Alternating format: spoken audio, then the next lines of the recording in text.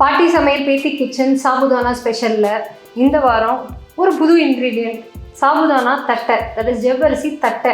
நான் கேள்விப்பட்டது இல்லைங்க, ஆனால் வந்து லிஸ்ட்டு சொல்லும்போது மாத்திரம் நிறைய சொன்னாங்க சாபுதானாவில் எப்படிலாம் பண்ணலான்ட்டு.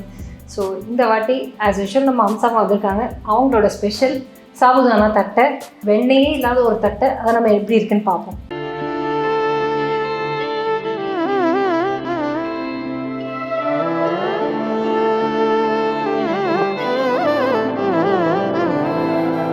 பாட்டி சமையல் பேத்தி கிச்சன்.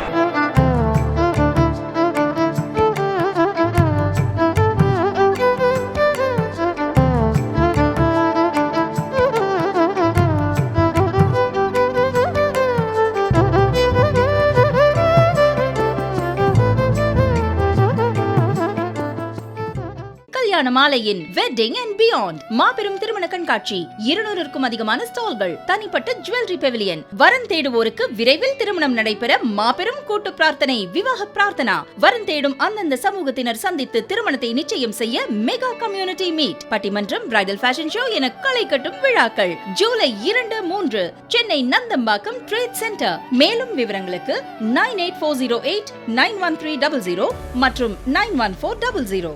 அம்சம்மா சொல்லுங்க, உங்களோட ஸ்பெஷல் நிறைய இருக்குது, உங்ககிட்ட கற்றுக்க வேண்டியதெல்லாம் நாங்களே நிறைய இருக்குது சாபுதானாவில். சொல்லுங்க, இது வந்து என்ன மெஷர்மெண்ட்டு? என்ன மெஷர்மெண்ட் வந்து ஒரு டம்ளர் ஜவ்வரிசி எதில் அளந்துக்கிறோமோ ஒரு கப்பு ஜவ்வரிசி என்னென்னா ஊற வச்சுக்கணும். அதே கப்பில் அந்த ஒரு தட்டி கொஞ்சம் குறைச்சலாக அரிசி மாவு, ஒரு டம்ளர் ரவை, உப்பு, காரப்பொடி, பெருங்காயப்பொடி அதை போட்டு பேசுகிறேன்.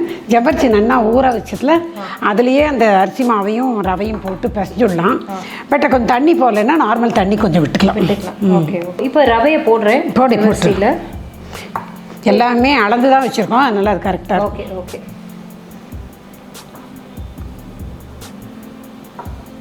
போட்டுடும், உப்பு காரப்பொடி அத்தி போட்டு போடலாமா? இல்லை, பிசைஞ்சுக்கிறதுக்கு எல்லாம் ஒரே தரமாக கலந்துரும். இன்னும் கொஞ்சம் போடலாமா? போடும். சரி,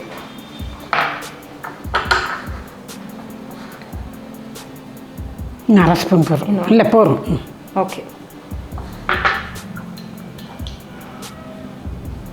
இதில் கருவேப்பிலை, வெண்ணெய், வெள்ளை எல்லாம் வேண்டாம், எதுவுமே வேண்டாம். சரி, இப்போ ஜென்ரலாக தட்டைன்னா ரொம்ப இந்த மாதிரி முழுசாக இருக்காதுல்ல. ஸோ நம்ம வந்து அதை அரைச்சிட்டு அதை ஊற வைக்கலாமா ஜவ்வரிசியை? அரைச்சிட்டு ஊற வைக்க வேண்டிய அவசியம் இல்லை. அரைச்சாக்க இந்த 3 மாவும் போடுற மாதிரி அது 3 மாவாவே போட்டு பிசைஞ்சு பண்ணலாம். ஸோ அது ஒரு விதமாக இருக்கும், அது ஒரு ட்ரையாக இருக்கும், இது ஒரு மாதிரி இருக்கும். சரி, ஓகே. ஜென்ரலாகவே இது வந்து ஜவ்வரிசியை வந்து நம்ம இதில் வந்து வடாத்துக்கு தவிர ரொம்ப பெருசாக யூஸ் பண்ணுறது இல்லை. இந்த நார்த் இந்தியன்ஸ் வந்து கொஞ்சம் நம்ம எல்லா கலப்பு உணவும் சாப்பிட ஆரம்பிச்சப்பறம் தான் இதெல்லாம் வந்துருக்கு. ஆமாம், இது ஓகேவா? போருமா? அது போதும்.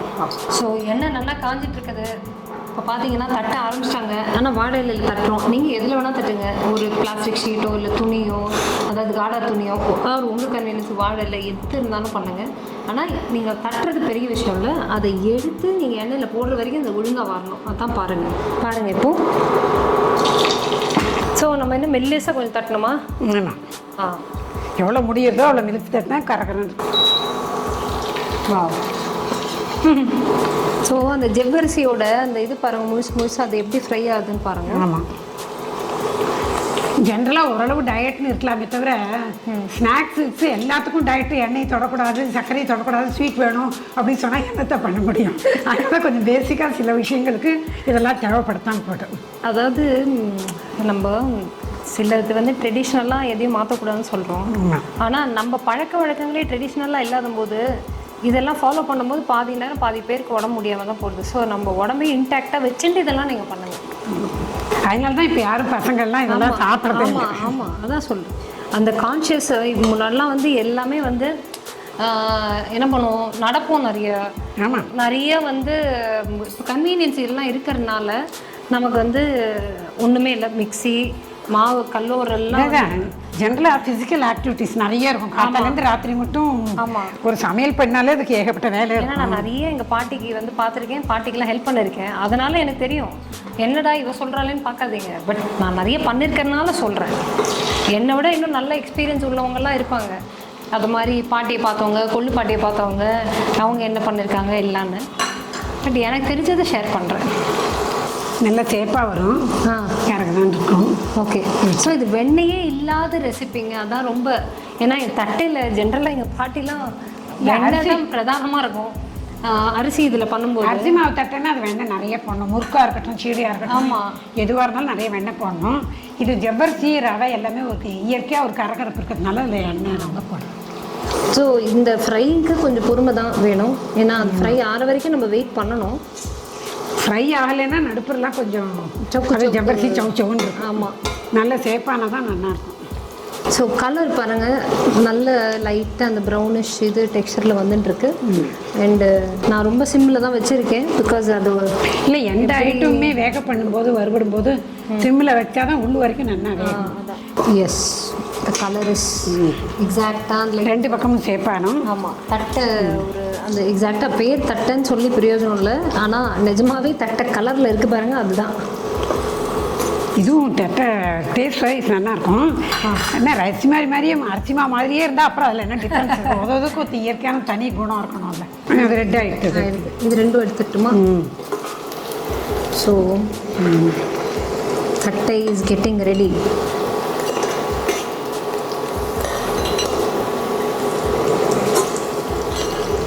நைஸ்,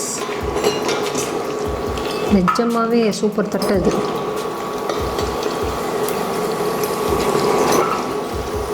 ஸோ இதுதான் வந்து ஜவ்வரிசி தட்டை.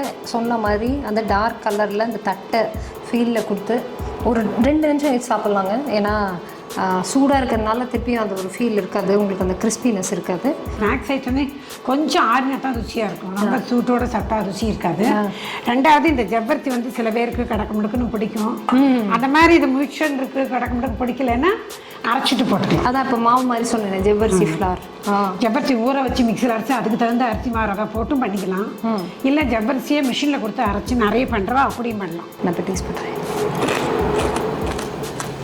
கருக்கு முறுக்குன்னு சான்ஸே இல்லை, ரொம்ப நல்லா இருக்குது. ட்ரை பண்ணுங்கள். ஏன்னா அது வந்து நல்ல ஸ்நாக் பசங்களுக்கு ரொம்ப நல்லா இருக்கு அம்சமா. இது நிஜமாவே வந்து ஒரு டிஃப்ரெண்ட்டான ரெசிபி. நான் நிஜமாவே தட்டெல்லாம் கேள்விப்பட்டதில்லை. பட் சொன்ன உடனே நான் முதல்ல இது பண்ணலாம் அப்படின்னு சொல்லிட்டு நீங்கள் வாங்க அப்படின்னு சொன்னால் இம்மீடியட்டாக ஓகே அப்படின்னு சொல்லிட்டு வந்தாச்சு. அது நம்ம அவங்க ஆஸ்தான இது நமக்கு. இந்த வாரம் பாட்டி சமையல் பேத்தி கிச்சனில் சாபுதானா தட்டையை பார்த்தோம். அடுத்த வாரத்தில் இன்னும் டிஃப்ரெண்ட்டான ரெசிபி பார்க்க போகிறோம். அதுக்கு இன்னொருத்தர் அவங்க ரெடியாக இருக்காங்க வரத்துக்கு. நான் அவங்க யார் என்னன்றது சொல்கிறேன். Till then signing off. This is Nithya from பாட்டி சமையல் பேத்தி கிச்சன்.